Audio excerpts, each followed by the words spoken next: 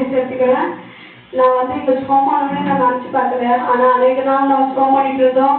எங்கள் அப்பா ஒரு நாள் ஆச்சு அந்த பலிபீடத்தில் உண்மை துதிக்கும்படி ஆராதிக்கும்படி உங்களுடைய நாமத்தை பிறருக்கு சொல்லும்படி எங்களை வைங்க.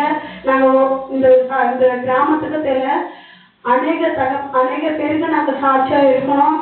இந்த ஊழியக்காரர் இல்லைன்னா அனுதினமும் நாங்கள் சம்பாதிட்டா இருக்கிறோம். ஆனாலும் இங்கிருந்து ஊழியக்காரர் வர்றதுனாலும் நம்மளுக்கு பிரோஜனமா இருக்கா என்னன்னு தெரியல. கர்த்தர் நம்மளை தெரிந்து கொண்டாரு. இங்க இருக்கிற ஒவ்வொருத்தவங்களையும் ஏசப்பா இந்த சபையில ஊழியக்காரர் இல்லைனாலும் இங்க இருக்கிற ஒவ்வொரு பிள்ளைகளும் கர்த்தர் எழுப்பி வாரமும் நாங்களும் நினைச்சிட்டு இருக்கோம், ஜெபம் பண்ணிட்டு இருக்கோம். நாங்க சென்னைக்கு போனாலும் எங்களால முடிஞ்ச அளவுக்கு வாரத்துல இந்த ஓய்வு நாள்ல இங்க வந்து நாங்க வந்து சபையை நடத்தணும்.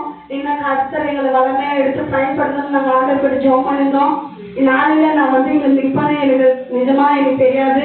நான் வந்து பாட்டு பாடினா ஜெபம் பண்ண கர்த்தர் என்னால என்னைய ஜீவனோட ஏசப்பா எனக்கு இந்த ஜீவனை கொடுத்து எங்க சாட்சியை வைக்கிறதுக்கு கர்த்தருக்கு கோடி நன்றி செலுத்திக்கிறோம். ஓகே, கர்த்தர் செய்த நன்மைக்காய் ஸ்தோத்திரம் பண்ணணும். ஸ்தோத்திரம்.